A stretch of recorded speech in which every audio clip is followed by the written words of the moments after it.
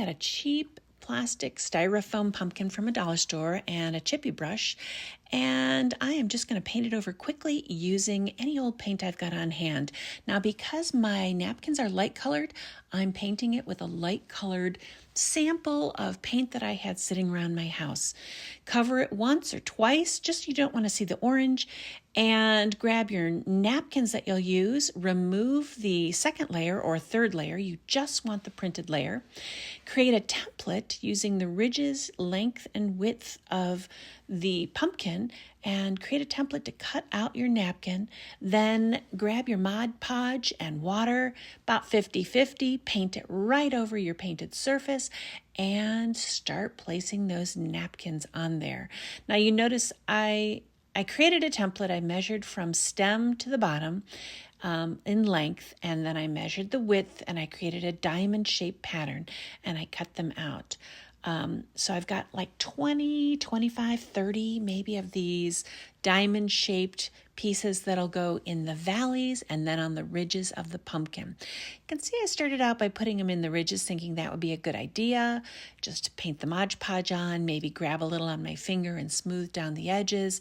Well, after a while, I'm going to discover that doing the bumps first are actually better, because then you can smooth down into the valleys and have a smoother finish. Now, if you want a grungy looking pumpkin, go ahead and make them the opposite. Whatever you want to do. You can even scrunch up your tissue and add it on. Nothing says that this has to be done exactly the way I'm doing it, but I'm just showing you the beautiful pumpkin that I came out with here.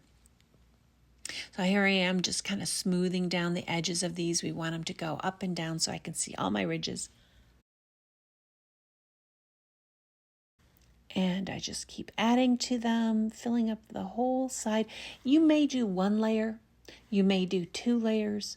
Really, when you work further with your pumpkin, you're going to see that it is not a big deal to have the overlapping not look perfect.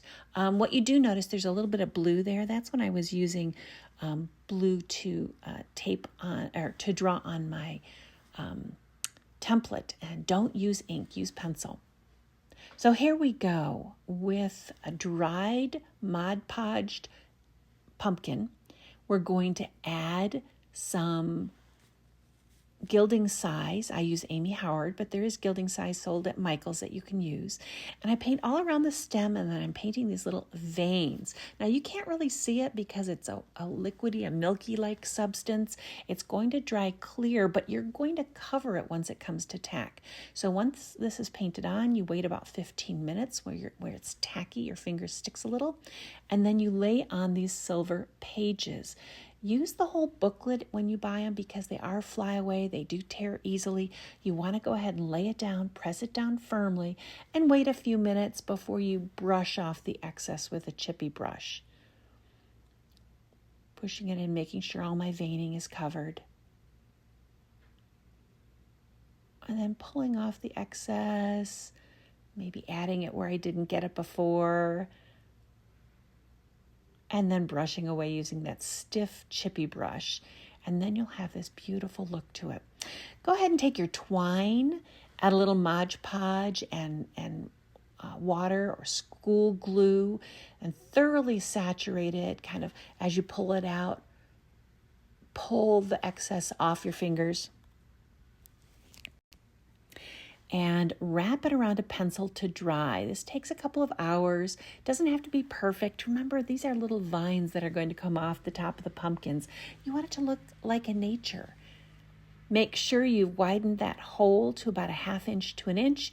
You've found a stick outside that's about 3 inches long by a 1/2 inch to 1 inch wide that'll fill that hole.